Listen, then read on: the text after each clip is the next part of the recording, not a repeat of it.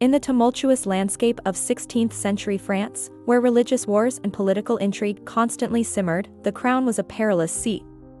On July 31, 1589, this reality was brutally underscored when King Henry III of France, the last of the Valois monarchs, met a violent end at the hands of an assassin.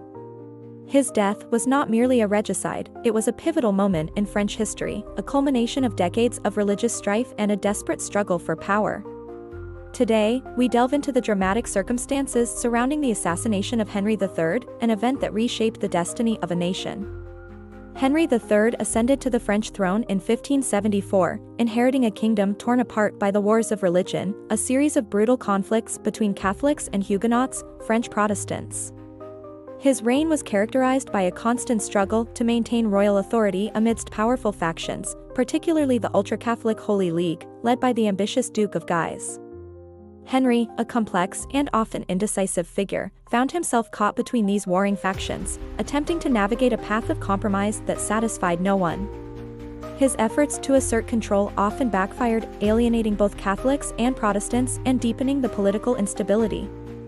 The tension reached a boiling point in December 1588, when Henry, fearing the growing power of the Duke of Guise, orchestrated his assassination.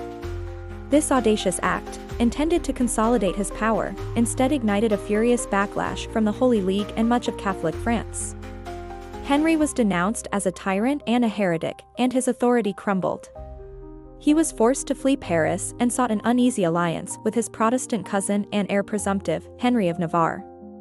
It was during this fragile alliance, as they prepared to besiege Paris, that the king's fate was sealed. On July 31, 1589, Henry III was at his headquarters in St. Cloud, near Paris. A young Dominican friar named Jacques Clément, a fervent supporter of the Holy League, gained access to the king, ostensibly to deliver an important message.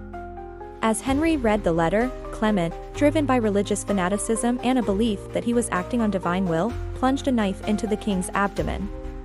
The wound, though not immediately fatal, proved to be mortal.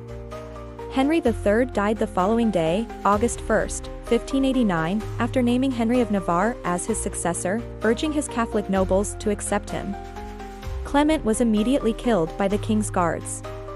The assassination of Henry III marked the end of the Valois dynasty and paved the way for the Bourbon dynasty, with Henry of Navarre eventually ascending to the throne as Henry IV. His death, a direct consequence of the religious and political extremism of the era, underscored the profound divisions that plagued France.